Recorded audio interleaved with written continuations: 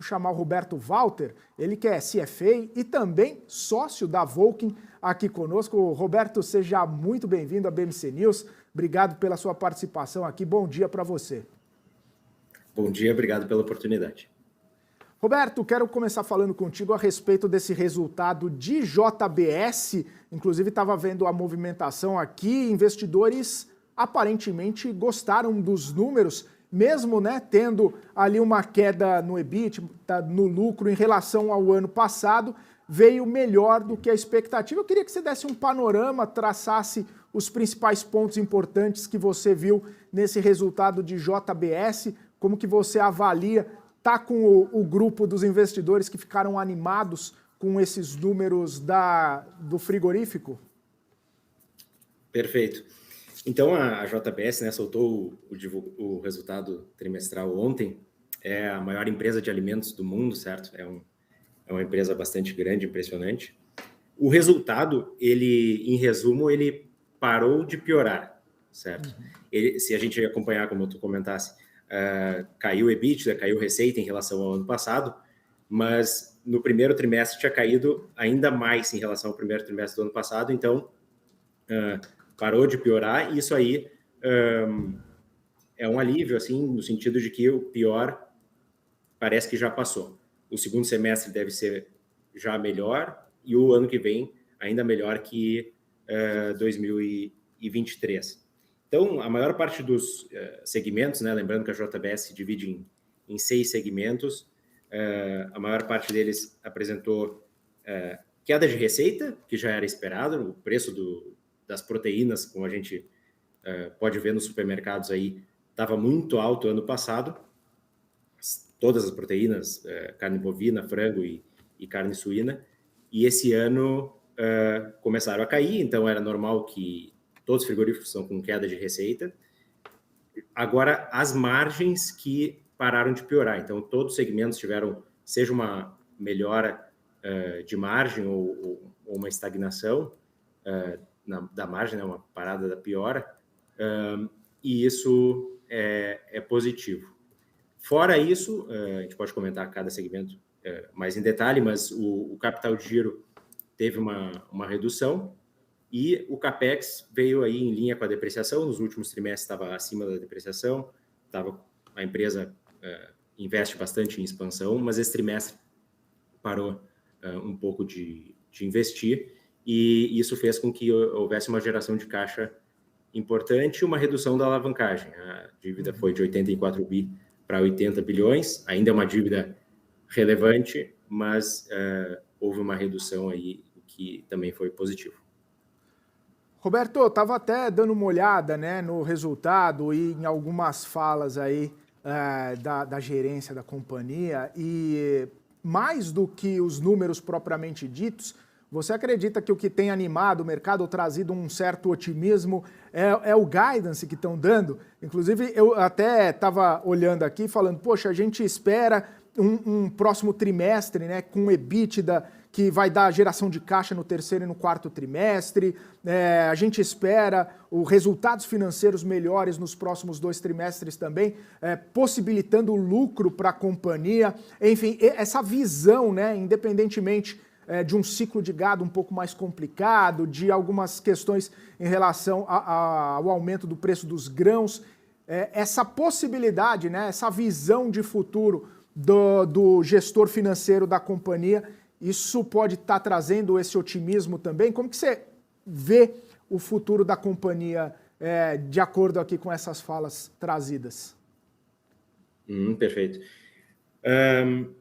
Essa melhora, assim, de fato, vai acontecer daqui para frente. Assim, por que a ação está subindo hoje? Isso é difícil de explicar, e as variações diárias são às vezes, é difícil de explicar. Então, mas, de fato, a ação está reagindo bem ao resultado. E eu acho assim, quem acompanha um pouco mais de perto a empresa já sabia que os próximos trimestres iam ser melhores, porque, como eu comentei, o primeiro trimestre foi muito ruim, o segundo trimestre agora parou de piorar, e daqui para frente deve normalizar. Como é que Ano passado foi muito bom para os frigoríficos todos. Na pandemia, né, houve paradas de frigoríficos e então a oferta reduziu e isso beneficiou os frigoríficos que ficaram abertos. Agora está tendo uma normalização, chegou a passar um pouco do ponto da normalização para baixo e a gente espera que ano que vem já seja um resultado mais normalizado e melhor do que esse ano. Então, uma margem EBITDA aí que deve voltar a subir ano que vem e a empresa deve desalavancar assim, de forma relevante nos próximos anos. Diferente, por exemplo, uma Marfrig, que a gente vê com uma desalavancagem mais devagar, então a alavancagem preocupa mais na Marfrig. A JBS ela vai atingir um pico de alavancagem, dívida líquida e EBITDA desse ano alto, dado que o EBITDA vai ser reduzido de forma não recorrente, mas daqui para frente deve reduzir, aí nos próximos anos deve baixar de 3 vezes dívida líquida e EBITDA. A dívida da JBS ela não preocupa tanto a gente, né? Nós temos participação aqui na JBS pelo nosso fundo aqui na Voca Investimentos, porque por alguns motivos. Primeiro, porque ela tem um custo de dívida baixo, como a empresa divulgou aí, o custo médio de dívida está em torno de 6,1% em dólar, certo? Nominal em dólar, sendo que o próprio governo americano, a taxa livre de risco americana está em 5,5%, se eu não me engano, algo próximo disso.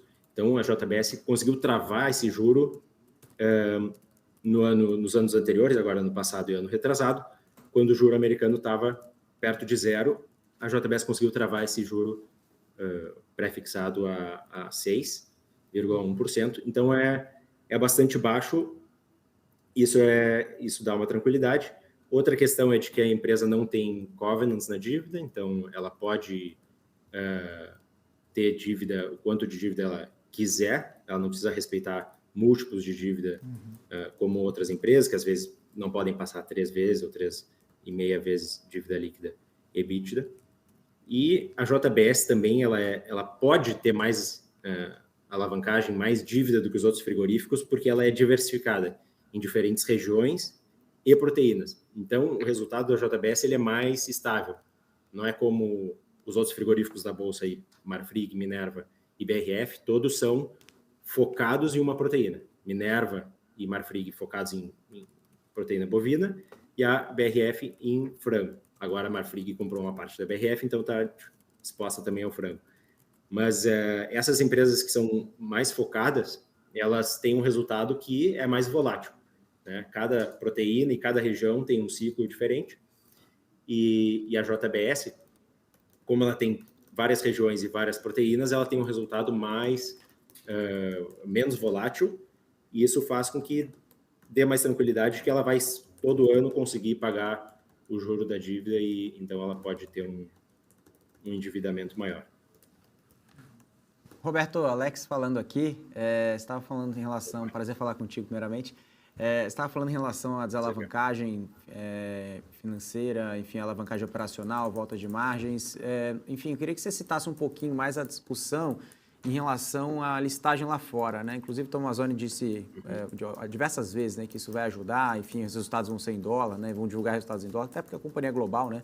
Enfim, isso pode trazer mais diminuição do custo de captação de dinheiro lá fora, enfim, redução de alavancagem. O que você enxerga em relação a esse movimento? Porque, por outro lado, tem uma discussão que o mercado olha em relação à governança corporativa. Será que a governança corporativa, para quem é acionista aqui de Brasil, vai ser melhor, vai ser mais transparente? Nossa visão lá fora, realmente, quando a gente compara com outras companhias, faz muito sentido, né? Falando, Tyson, enfim, lá fora, enfim, acho que faz muito sentido ela ser mais global do que ser listada aqui no Brasil. Mas você vê com bons olhos ou você também tem essa visão em relação a essa crítica, em relação à governança corporativa, ou não existe, na sua opinião? Sem dúvida, a gente vê com bons olhos. De fato, a JBS está fazendo esse movimento de listar ações também nos Estados Unidos, além das ações no Brasil. E isso é positivo por 2 motivos. Um, porque acessa uma base de investidores maior. O investidor americano ele fica mais tranquilo de investir em empresas que estão também listadas lá nos Estados Unidos do que empresas que estão somente listadas no Brasil, então ela vai ter acesso a uma base maior de investidores. E, inclusive, tem investidores institucionais que só podem investir em empresas que estão listadas nos Estados Unidos. E o outro ponto que tu comentasse, que de fato é importante e positivo na nossa visão, é a questão da governança corporativa, de que nos Estados Unidos tu tem controles de regulações lá da SEC, da Bolsa Americana, que são mais rígidas do que as exigências brasileiras. Então, a JBS vai ter que se adaptar a esses regulamentos, e isso vai ser um selo de boa governança corporativa, né? A JBS não tem um nome 100% positivo aí de governança, e está trabalhando para melhorar isso com profissionais aí terceirizados na gestão, não da família na gestão, certo? Como CEO Gilberto. Então essa listagem lá fora vai ser positiva para a governança da JBS, sim. Ela vai ter que ter processos ainda melhores do que já tem, e só vai poder ser listada se passar por todo o crivo da Bolsa Americana, lá dos órgãos reguladores americanos de governança corporativa. Entendi. Roberto, obrigado pela resposta. Tem uma outra pergunta aqui. Agora vamos mudar um pouco de assunto. Eu queria falar sobre o setor bancário, né? Eu acho que em relação aos grandes bancos, se trazer uma provocação para os bancos, enfim, vou dizer as fintechs, mas em Banco Inter, Nubank, etc. A gente tem, inclusive, o último resultado de Inter, que despertou muito interesse dos investidores. Claro que não tem como comparar com o Itaú da vida, não só índice de rentabilidade, resultados, mas tivemos uma inflexão. Tem aquela meta de até 2027, né? 30 milhões de clientes, 30% de ROI. Na sua visão, né, pela visão macro, enfim, pela visão micro, você tem um viés mais positivo para o Banco Inter, para o Nubank, nesses bancos em específico, ou você ainda continua, ainda que eu digo assim, o consenso de mercado tende a mais para os grandes bancos, na minha opinião. Tenho visto BB e Itaú, Bradesco, Santander ficando um pouco mais como uma visão um pouco mais negativa, uma visão mais neutra. Qual que seria a sua visão em relação a isso? Apesar de ser bancos diferentes, mas o que você acredita que pode ter mais oportunidade nesse sentido? Perfeito. Eu vou conseguir dar uma visão assim mais superficial, porque não acompanho exatamente o Banco Inter, mas nós temos participação aqui no Banrisul e no Bradesco, que são bancos aí mais antigos, né, mais incumbentes. Acho que vai ter espaço sim para bancos menores e aí bancos digitais. Os bancos Bradesco, Banrisul, por exemplo, eles têm uma carteira, um patrimônio já feito, já tem mais balanço para dar crédito e serviços mais personalizados e mais premium, vamos dizer assim. E esses bancos menores também têm espaço para atingir outro público de forma mais ágil, de forma mais também digital, certo? E acho que vai ter espaço para os dois, né? Cada um focado num segmento, num nicho então, sim, acho que uma visão positiva tanto para os bancos incumbentes quanto para os bancos digitais. Não sei quem vai sobreviver, né? Não é todos a questão da concorrência dentro do setor, isso é uma questão mais micro de comparar empresa por empresa. Não sei se o Banco Inter, como é que vai ser a competição em relação aos outros bancos digitais, ao Nubank. E aí, de fato, não analiso Nubank e Banco Inter, e aí não vou saber dizer qual que vai se sair melhor. Mas acho que, pensando num segmento, sim, é um segmento que é muito necessário para a sociedade e vai sobreviver bem e vai bem, sem dúvida. Maravilha.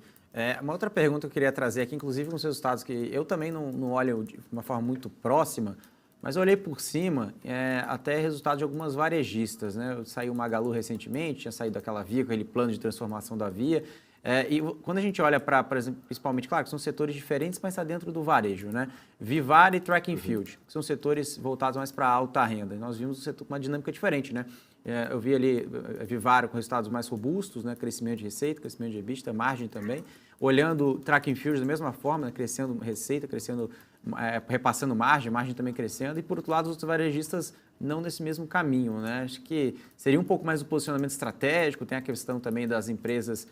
Mas também, enfim, eu acho que se for olhar muito desse discurso, também o pessoal vai me xingar, que falou que teve C&A também, que despontou positivamente, né? Que também é outro setor também, mas está mais voltado ao varejo ali de baixa renda. Mas o que realmente o varejo traz de preocupação? Seria o capital de giro realmente que pesa? Enfim, despesa financeira? O que realmente não destrava o varejo de forma geral? Porque quando muita gente aqui, o investidor de varejo, enfim, escuta aqui em relação à queda de juros, acho que o primeiro setor é o varejo, né? O varejo que vai subir, enfim, o varejo que tem oportunidade. O que você considera em relação a isso, né? Porque fazendo um stock picking aqui, tem oportunidades nesse sentido, né? Eu digo assim, empresas reportando bons resultados, apesar desse cenário. Perfeito. O varejo aí tem empresas de diversos segmentos na bolsa, que Sim. todos dentro do varejo, mas diferentes segmentos. Então, olhando para segmentos, tem uma Vivara aí no setor de joias, que tem características específicas desse segmento, a Track and Field mais vestuário, aí a Magalu mais linha branca, certo? Geladeira e máquina de lavar, isso aqui é linha branca, principalmente. Via Varejo idem. Tem o varejo aí que nós estamos mais posicionados, que é o de atacarejo, que é Açaí e Carrefour, que é o varejo alimentar, né? É um varejo que sofre menos, as pessoas deixam de consumir muitas coisas antes de reduzir na comida, e o atacarejo ainda está ganhando o share do varejo, que é os supermercados da cidade estão perdendo volume para os atacarejos que ficam fora da cidade. Então, é um setor aí, o atacarejo alimentar bem defensivo, bem resiliente, e parece bastante barato, tanto Açaí quanto o Carrefour, são duas posições que nós temos aqui. Agora, sobre a relação do juro, de fato, pega muito na demanda por esses setores, assim, eu diria principalmente o setor de Magalu, Via Varejo, vestuário. Tem que ver, assim, sempre analisar o que é prioridade no bolso das pessoas, né? Alimento é uma grande prioridade, uma nova geladeira ou máquina de lavar, às vezes tu pode consertar e não comprar uma nova. Pensando nos marketplaces também, são itens, às vezes, que não são bem necessários, são itens mais discricionários, como a gente chama. E a taxa de juros, ela impacta muito porque as pessoas, em geral, compram parcelado. E às vezes pagando, na maioria das vezes, pagando juro mesmo para essas empresas que têm o braço financeiro. E aí, o juro subindo, e agora caindo, na verdade, beneficia porque as pessoas não precisam pagar tanto mais juro, né? A parcela a parte da renda da pessoa que está dedicada a pagar juro se reduz e ela fica com dinheiro mais disponível para gastar em itens discricionários, certo? E outro fator por que o juro impacta tanto as ações em geral e ainda mais o varejo, né? O Warren Buffett comenta que juro é como a gravidade para as ações, né? Quanto maior o juro, as ações tendem a cair, e quanto menor o juro, como menor a gravidade, as ações sobem. Porque o fluxo de caixa também é descontado pela taxa de juros, né? Então, as empresas em geral da Bolsa sofrem com a alta de juros porque todo mundo exige um retorno maior dos investimentos com a alta do juro, e ainda mais o varejo, que é exposto a compras financiadas, né? A pessoa tem setores que tem coisas que não são compradas com financiamento, né? Empresas que são ligadas mais à indústria ou vendem para negócios não recebem o dinheiro tão parcelado e tão com juros. Já segmentos que estão mais expostos ao consumidor, pessoa física, estão e muitas vezes expostos mais à venda financiada com juros. E aí, por isso que o varejo acaba sentindo, e esse foi um trimestre, né? A gente está vendo aí o Brasil a economia brasileira está bastante parada, né? Fora o agro, por exemplo, que está ainda bem, mas a economia está bastante parada por causa dos juros altos, e foi um trimestre aí que pegou em cheio os juros altos, e então é um trimestre particularmente ruim, mas também não é o normal. Agora que o juro vai baixar, o resultado aí das empresas deve, principalmente das varejistas, deve melhorar. Maravilha, Roberto, quero agradecer sua participação, obrigado pelo seu tempo, obrigado pelas análises aqui, muito importantes. Obrigado pela oportunidade. Para os nossos telespectadores. Ótima semana, ótimo dia para você, até uma próxima então.